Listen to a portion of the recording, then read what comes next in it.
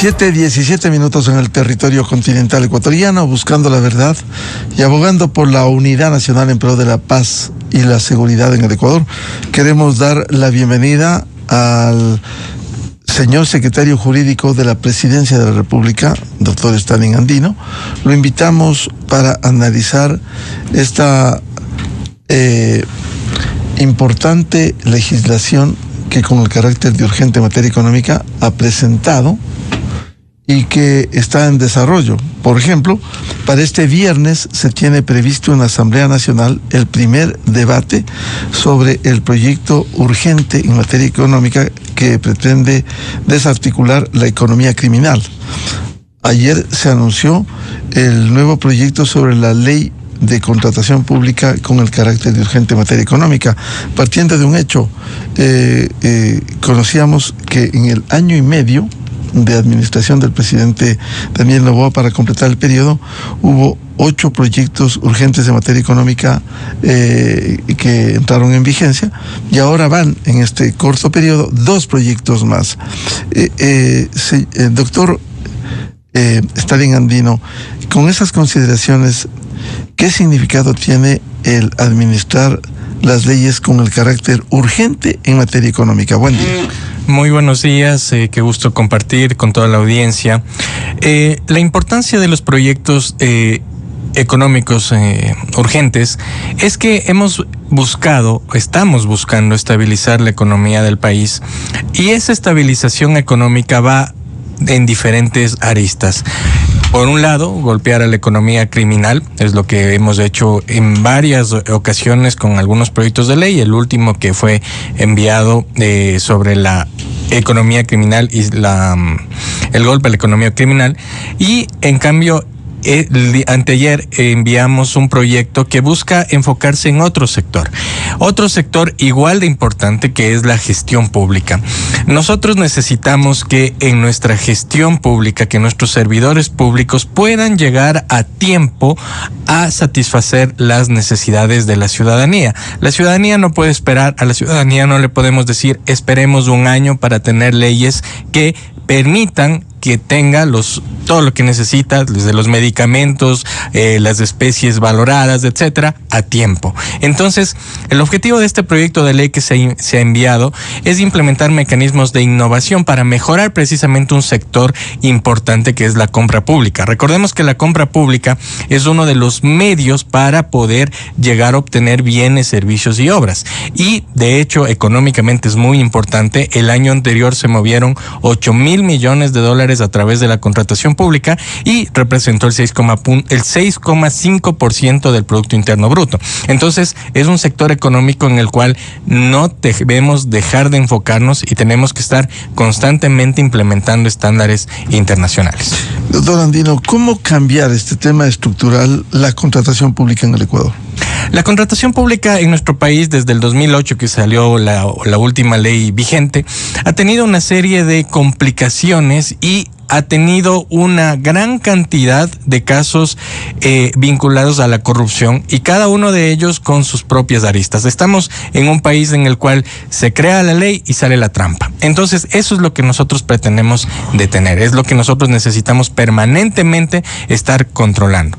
La contratación pública se ha vuelto muy compleja, muy difícil, y eso provoca que nuestros servidores públicos estén expuestos en primer lugar a no cumplirle a la ciudadanía a tiempo, y eso pueda desencadenar en una mala evaluación para los servidores públicos, pero por otro lado están expuestos a responsabilidades administrativas, civiles y penales con tanta normativa compleja.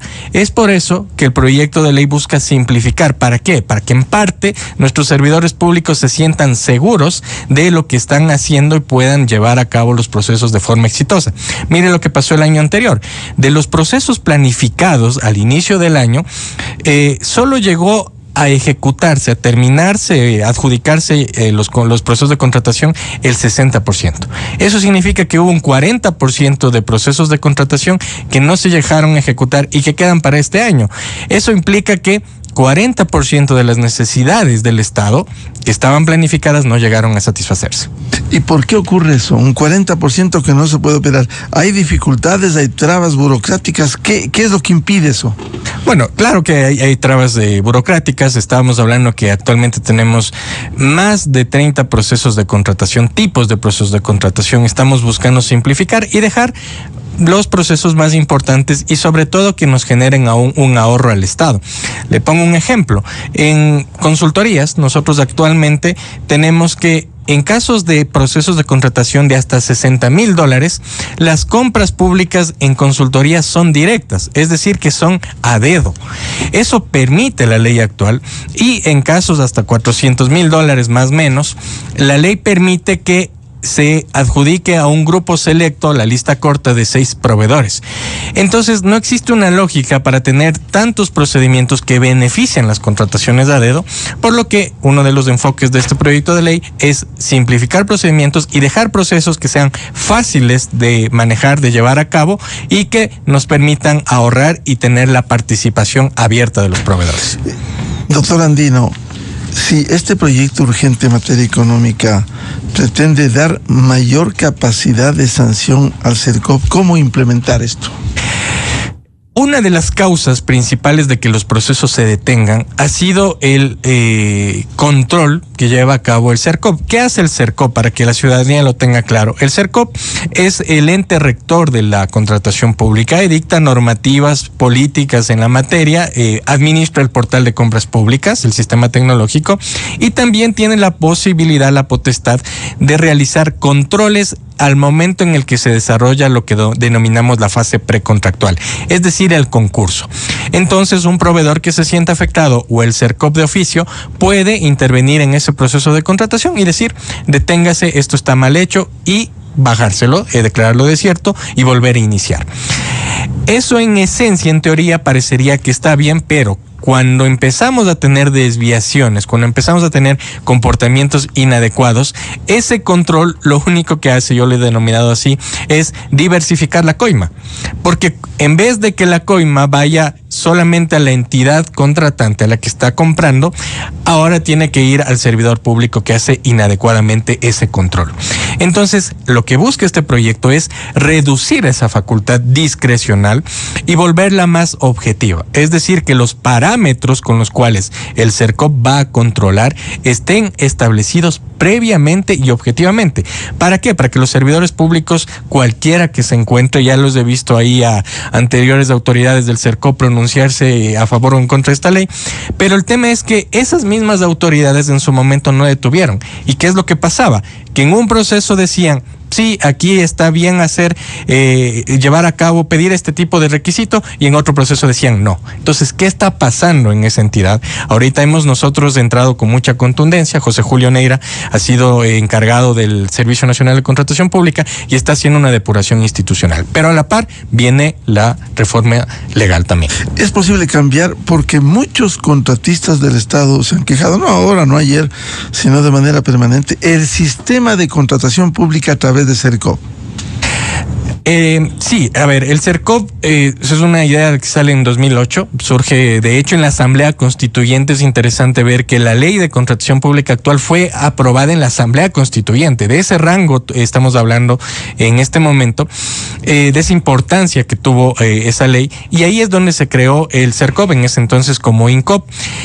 Y uno de los principales roles en el mundo, y sobre todo en Latinoamérica, tenemos varios países en los que existe un ente rector y el cual administra el portal. Eso está bien per se. Lo que está en discusión es esta conducta reiterada de que el CERCOP entra a detener procesos de contratación pública en algunos casos de forma inadecuada.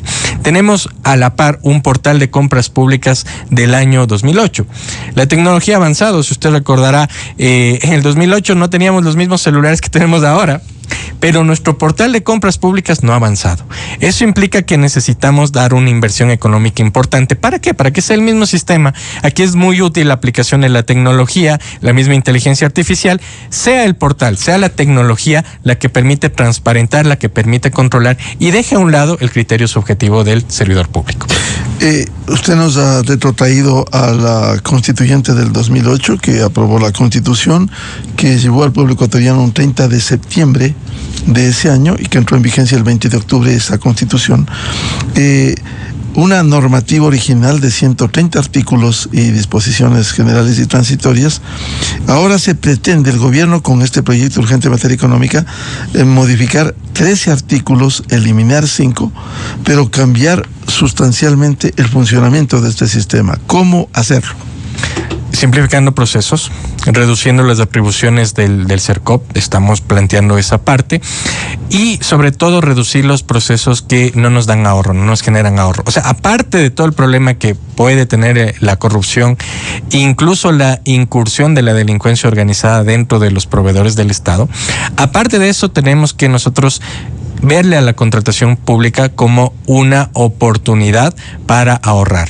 Estamos hablando de que en la contratación pública se mueven 8,000 millones de dólares y eso permitirá que si es que ponemos los mejores mecanismos, los mejores conceptos en nuestra ley, tengamos un ahorro significativo. Para poner un ejemplo, nuestra ley actual me dice qué es lo que debo comprar exactamente y bajo qué mecanismo. Pero el concepto internacional dice que no necesariamente lo más barato es lo mejor o lo más beneficioso para el Estado. ¿Por qué? Hay que buscar siempre un equilibrio entre el precio y la calidad. ¿De qué me sirve, por ejemplo, comprar un lápiz si es que se me va a romper la punta cada frase que escribo? O malos medicamentos que recomiendan los médicos, los científicos, y por abaratar costos se entrega medicamentos que no son tan útiles como los otros. Exactamente. Entonces, yo voy a terminar, que la gente podría decir, no, pero si usted está pagando más barato y está ahorrando, no, porque en el mediano y corto plazo voy a tener que comprar, volviendo al ejemplo de los lápices, más lápices para poder satisfacer mi necesidad. Entonces, el concepto del mejor valor por dinero es algo que trae esta reforma económica urgente y que busca implementar ese equilibrio entre la calidad y el precio. Necesitamos tener compradores públicos fuertes, eficientes, bien formados y no compradores públicos preocupados por la cantidad de normativa que existe y que asustados porque en algún momento la Contraloría los puede perseguir. Eso es lo que buscamos reavivar, fortalecer. Esa importancia de que el comprador público vuelva a comprender y a tener claro los conceptos de el mejor valor por dinero.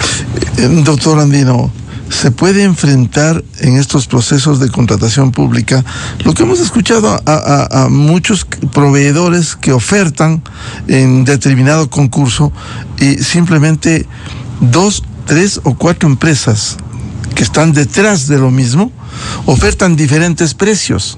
Finalmente termina ganando el mismo grupo. ¿Cómo combatir esto? Hay una serie de conductas irregulares. Una de ellas es que existe una colusión entre proveedores, es decir, se divide el mercado. Eso pasa en ciertos sectores. Existe otros problemas como la estacionalidad de compras. ¿A qué me refiero? A que las entidades, por ejecutar el presupuesto a finales de año, es donde más lanzan procesos y empiezan a comprar cualquier bien, obra o servicio con tal de ejecutar el presupuesto. Eso no es lo correcto. Esta ley permite fortalecer el registro único de proveedores para poder identificar ese proveedor. ¿A qué me refiero? Y esto es algo que buscamos cambiar. No necesitamos solamente saber el nombre y el número de RUC del proveedor. Necesitamos conocer más antecedentes de ese proveedor. Necesitamos saber si ese proveedor a otras entidades le cumplió con el contrato que tuvo previamente, si ese proveedor tiene la experiencia adecuada y sobre todo si es que vende lo correcto y está preparado para eso. Hemos visto, y recuerde, sobre todo en la pandemia, que teníamos casos en los que proveedores que estaban en su registro de proveedores vendiendo salchipapas, se dedicaban a vender mascarillas. Esas cosas no puede pasar. Y eso sucede porque nosotros actualmente no tenemos un registro de proveedores que conozca a los proveedores y que nos permita saber si ese proveedor es íntegro o está metido en temas de corrupción o colusión. En el proyecto, cuando se habla de las bondades de las reformas, dice, si se aprueba la ley con estos cambios, primero, se ganaría la capacidad de sancionar a los proveedores que incurran en infracciones. La pregunta es, está muy bien eso, y sancionar a los funcionarios públicos que también, como usted ha dicho, que produzcan un delito de colusión al pactar con los proveedores. Sí, esta es una nota de primicias de hoy en la mañana. ¿Sí? Tiene un poco de imprecisiones, ya les voy a comentar, porque actualmente sí existe la posibilidad de sancionar a proveedores por parte del CERCOP. Lo que se está acá es reformando todo el artículo de atribuciones y por eso es que parecería novedosa esa parte, pero realmente esa parte es de las que se mantiene.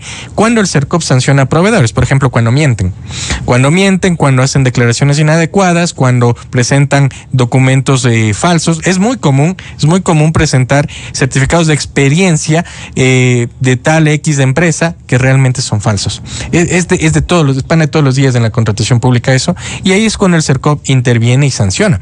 Pero lo que nosotros necesitamos aquí es un CERCOP que responda a eso, porque de nada sirve si es que no tenemos un control adecuado, que tengamos maravillosas normas, que tengamos unos proveedores muy confiables, pero si es que el CERCOP no va a estar atrás de eso, no va a poder existir una exitosa aplicación de esta ley. Respecto a servidores públicos, el CERCOP no sanciona servidores públicos, esa siempre será una atribución de la Contraloría General del Estado. Sin embargo, hay casos en donde la Contraloría, por cierto, de acuerdo a los tiempos, tiene que actuar oportunamente, precisamente para evitar que sigan ocurriendo estos presuntos delitos. Sí, la Contraloría tiene una planificación de sus auditorías. Entendamos que la Contraloría tampoco puede estar en todos los procesos de contratación. Para eso lo tiene al CERCOP más de cerca. Y cuando el CERCOP ya ha sido rebasado en sus atribuciones, es donde la Contraloría interviene. Pongo un ejemplo. Esto pasó con el hospital de Pedernales, del famoso hospital de Pedernales. No sé si recuerda que le encontraron ahí con las valijas de dinero del anticipo. El CERCOP detectó oportunamente ese caso y le notificó a la Contraloría. Eso permitió que las entidades puedan actuar a tiempo. Entonces, aquí tenemos un control que en primer momento el CERCOP lo va a hacer de forma objetiva, eficiente, y la Contraloría seguirá realizando sus competencias una vez que el CERCOP no se abastezca en la fase precontractual. ¿Cómo efectivamente publica el portal Primicias? Ahora, ¿cuál será el papel del director del CERCOP? ¿No estaría a cargo de administrar, por ejemplo, el Registro Único de Proveedores? No, el Registro Único de Proveedores es parte del CERCOP, es una de las atribuciones. Lo que estamos haciendo aquí es fortalecer. Se mantiene el concepto de un Registro Único de Proveedores. Antes del 2008 nosotros teníamos registros en cada entidad y eso no era lo óptimo. Ahorita tenemos un Registro Único de Proveedores y lo que buscamos es más bien satisfacer. El director del CERCOP está a cargo del presidente de la República, su designación, eso es desde el 2008. ¿Por qué? Porque la responsabilidad o la atribución constitucional de dirigir la administración y la gestión pública es del presidente de la República. Entonces, es él el que tiene que expedir los lineamientos necesarios para poder tener una administración pública más eficiente en todos los sectores y respetando las respectivas independencias y autonomías de cada una de las funciones y del régimen descentralizado. Uno de los objetivos de estas reformas tiene que ver con la reducción de los tiempos en los tipos de contratación. Se ha mencionado de 30 días a 5 días. Sí, y eso va desde la necesidad de aprobar esta ley como económica en materia urgente en materia económica, porque la ciudadanía no puede esperar. Entonces, yo no le puedo decir a la ciudadanía, espéreme 1 año, 2 años para hacerle la obra. Necesito reducir tiempos. Estamos hablando de que, solo para ponerles el ejemplo, yo planifico la contratación y si lo hago en el mejor de los casos estará en el mes de enero. Luego, yo necesito preparar el proceso de compra, todos los términos de referencia, pliegos. Eso me va a tomar otro mes. Estamos hablando de finales de febrero. Posteriormente vendrá la fase precontractual, que hemos detectado que dura mínimo 30 días en concurso, para procesos de $8,000. Es un absurdo 30 días. Si habláramos de 8 millones, seguramente es un tiempo prudencial para preparar ofertas, etcétera. Pero por $8,000, 30 días es absurdo. Hablemos de los 30 días, estaríamos terminando a mediados de abril, más o menos, los tiempos. Y luego de eso viene la ejecución del contrato. Nos tomará un mes recibir adecuadamente. Entonces estamos hablando que en el mejor de los casos yo tengo el bien o servicio de la ciudadanía en 6 meses. 6 meses que no son para nada óptimos, y peor aún si se trata de obra pública, porque eso tengo que sumarle los tiempos de obra pública. Ahora, este es el ideal, pero en ningún proceso de contratación pública está pasando eso, porque se caen a medio camino, existen problemas dentro de la contratación y por tanto terminamos teniendo adjudicaciones extemporáneas a último rato en noviembre, en diciembre, y si es que no lo logré, pues va a ser un problema porque tendrá que el proceso pasar al siguiente año. Y así la ciudadanía sigue postergando sus necesidades. Doctor Andino, ahora esta reducción de los tiempos en la contratación, usted citaba contratos en bajos, no de millones, sin esta reducción del tiempo, sin cortar los procesos de control.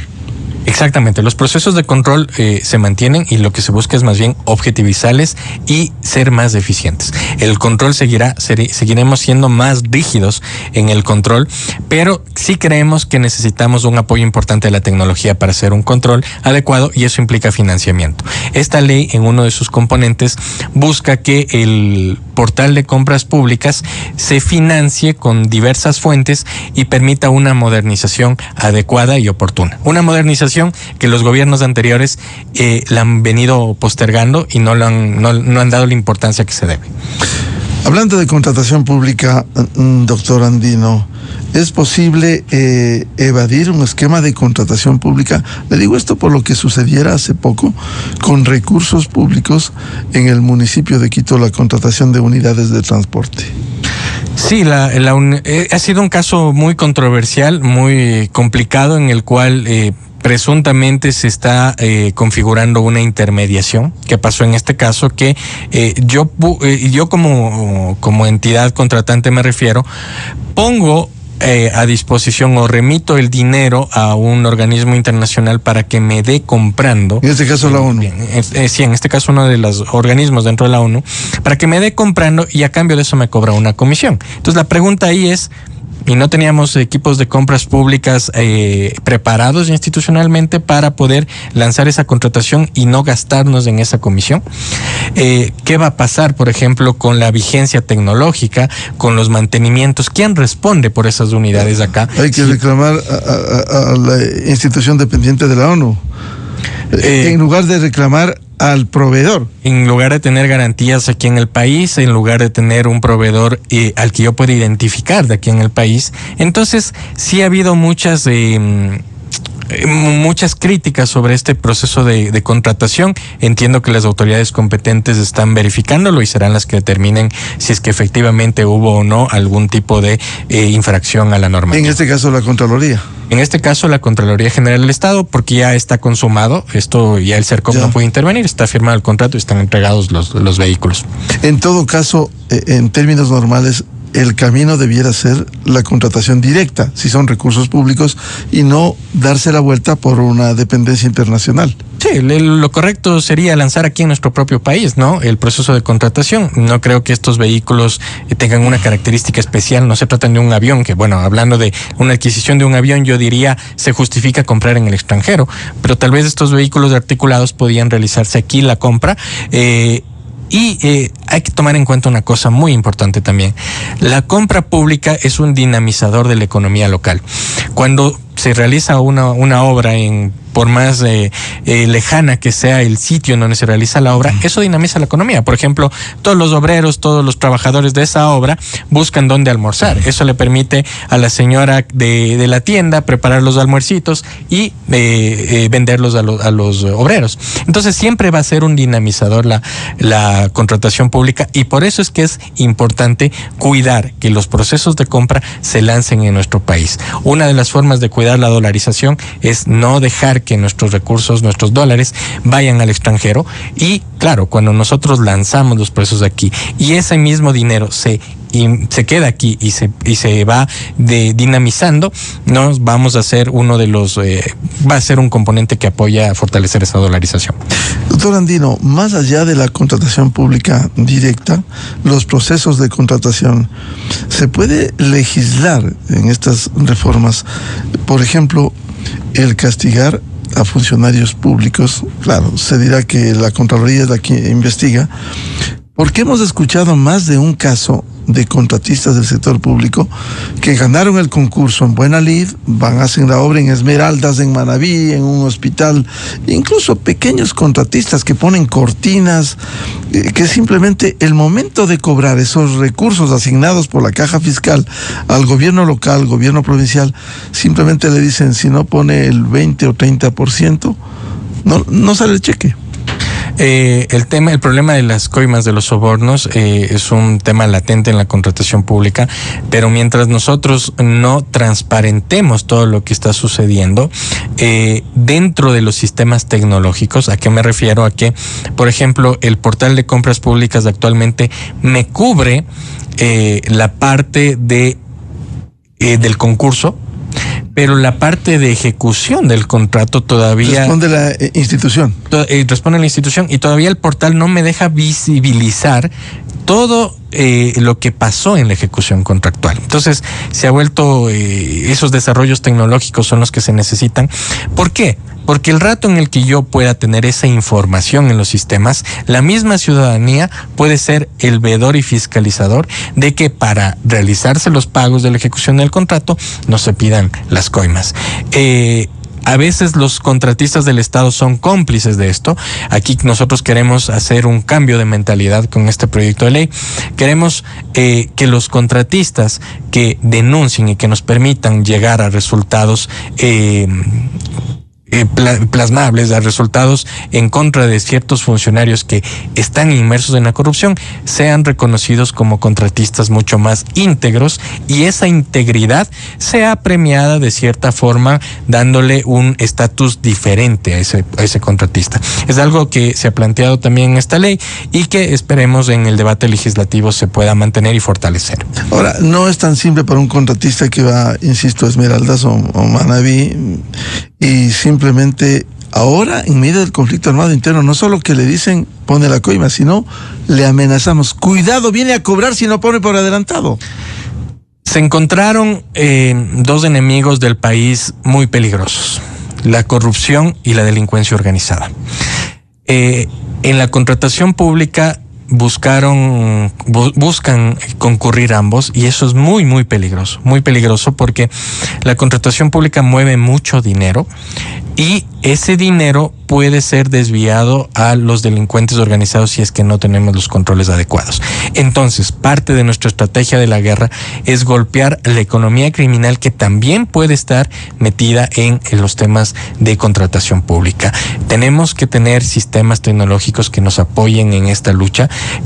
Humanamente es difícil realizar un control de todos los procedimientos, pero los sistemas tecnológicos sí pueden hacer eso. Y solo ese momento, cuando tengamos toda esa información cruzada con data abierta, con blockchain, de hecho vamos a poder facilitar el trabajo también del bloque de seguridad, porque aquí vamos a poder detectar muchos temas que nos permitan, por ejemplo, ver lavado de activos. Y qué interesante es que el director de la UAFE, encargado del tema de control del lavado de activos, también esté en el CERCOP. Me parece que es una decisión muy estratégica del presidente de la República de cruzar esos dos sectores para ver lo que está pasando. Y se puede, ahora que hay tantos avances tecnológicos, le decía el caso de las extorsiones, llegar un sistema no solo en la adjudicación de la obra, en un concurso, sino en el seguimiento.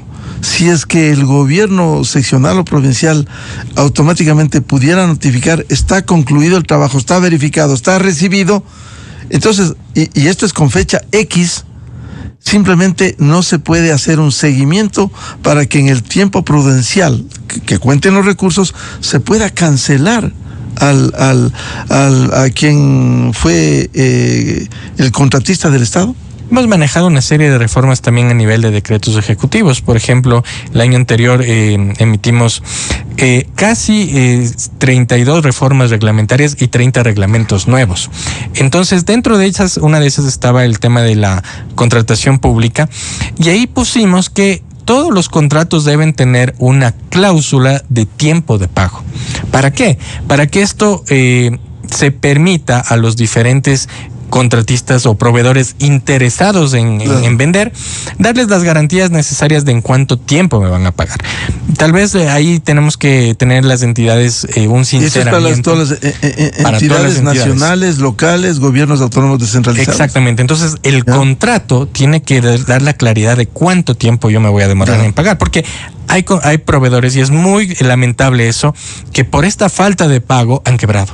Han quebrado porque son montos. O tienen que endeudarse, ir al banco para sobrevivir. Exactamente. Entonces, esta parte es uno de los componentes que también hay un poco se apoya la ejecución contractual dentro de este proyecto, pero si nosotros no estamos pendientes y en constante monitoreo de lo que va pasando en el contrato, vamos a tener estos problemas dentro de la ejecución contractual.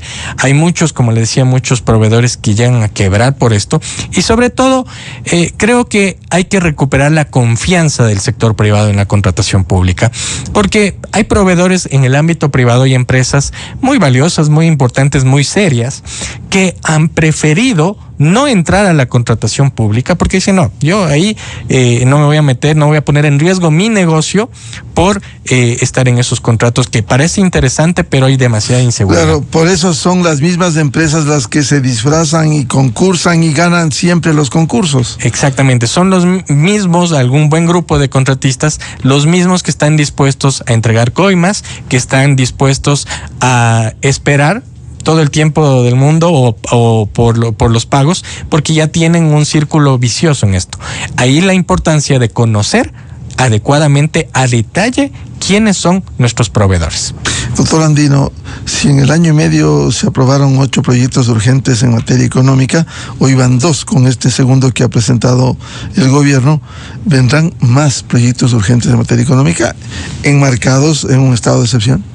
Bueno, hemos tomado como una ventaja en este momento el estado de excepción porque nos permite presentar hasta 2 proyectos de ley económica urgentes, y claro, estos 2 están relacionados con la economía criminal de cierta forma. Una vez que salga, esperamos que exitosamente, el primer proyecto que está presentado, la ley de solidaridad, que ha pasado ya para el primer debate, una vez que este para proyecto... desarticular las economías criminales. Exactamente. Una vez que este proyecto salga y que sea promulgado en el registro oficial, nosotros tendríamos, si es que mantenemos el estado de excepción, un cupo para presentar otro proyecto de ley económica urgente. Caso contrario, tendremos que, si no se mantiene el estado de excepción, esperar a que salga este segundo proyecto, se promulgue o se archive lo que corresponda, y luego tendremos la oportunidad de presentar un proyecto adicional. ¿Cuál es la dinámica? ¿Cuál es la importancia del proyecto de ley económica urgente? Que permite al Ejecutivo estabilizar la economía en varios sectores, pero aparte de eso permite que el Ejecutivo ponga la agenda que la ciudadanía necesita.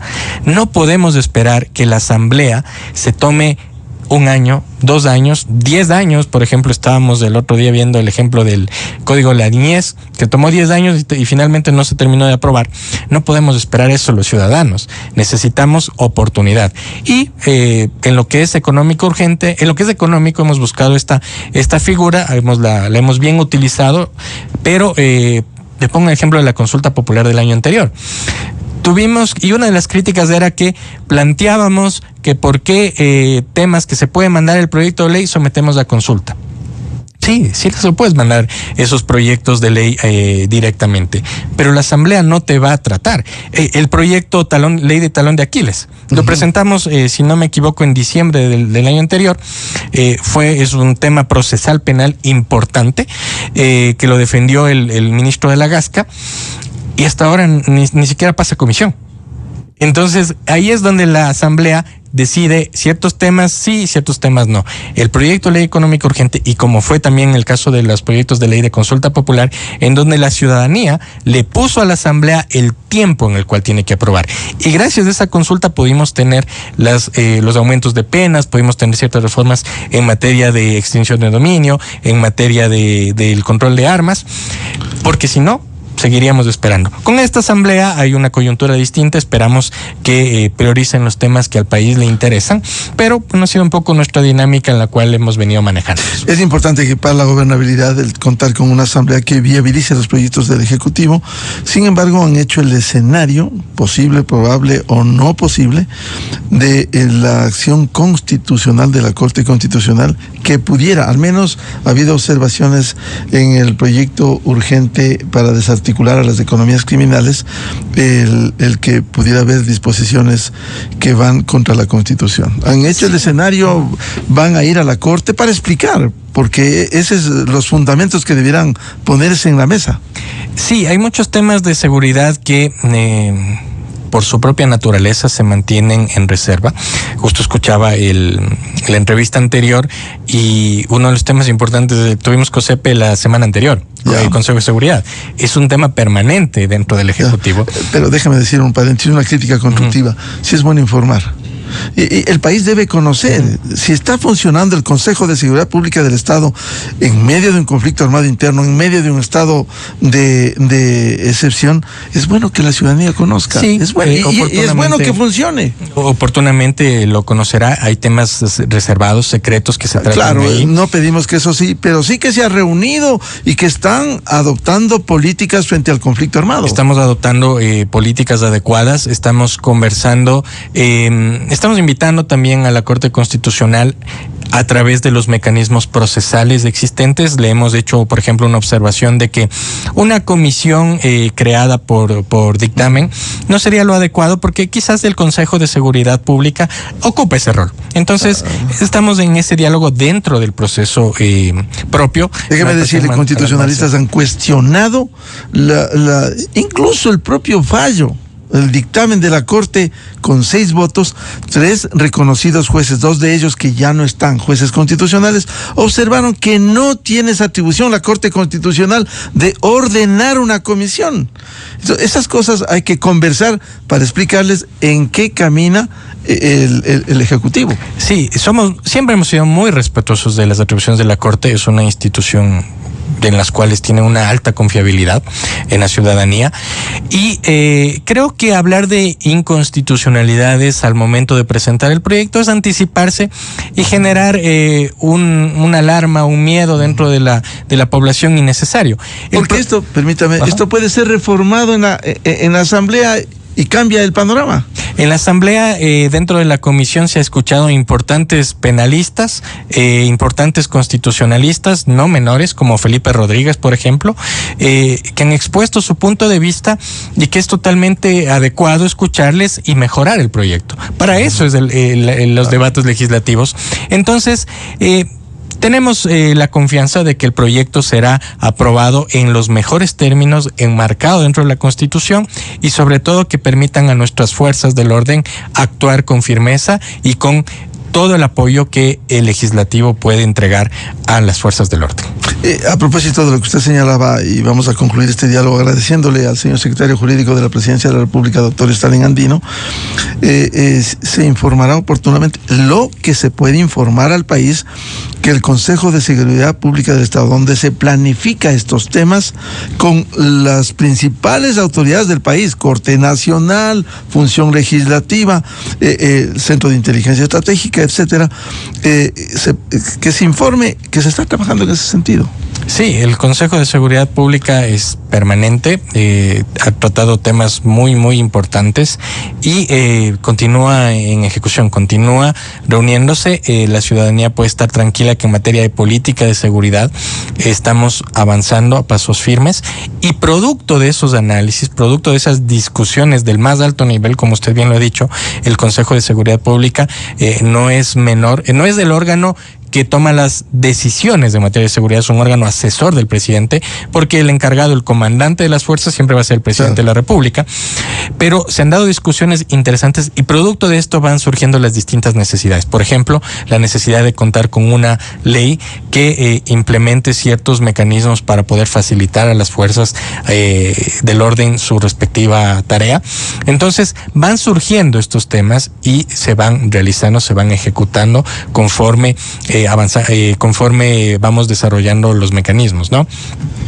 Bien, al señor secretario jurídico de la Presidencia de la República, doctor Stalin Andino. Muchas gracias. Muchas gracias. Gracias. Muy ilustrativo la información que he proporcionado para que el país conozca. Mientras más información haya, simplemente esto genera, puede ser el debate o puede ser la tranquilidad para el país. Gracias, doctor Andino. Gracias y un buen día con todos. 7:57 minutos en el territorio continental ecuatoriano. Vamos a una pausa y volvemos. Diálogo para hablar sobre los subsidios a los combustibles con el experto tributario, doctor Napoleón Santamaría, y el empresario y analista económico, ingeniero Osvaldo Landázuri. Desde 1984 con Gonzalo Rosero. La revista de opinión Democracia. Siempre líderes, siempre confiables. Enseguida regresa Miguel Rivadeneira a la búsqueda de la verdad. Inicio de espacio promocional.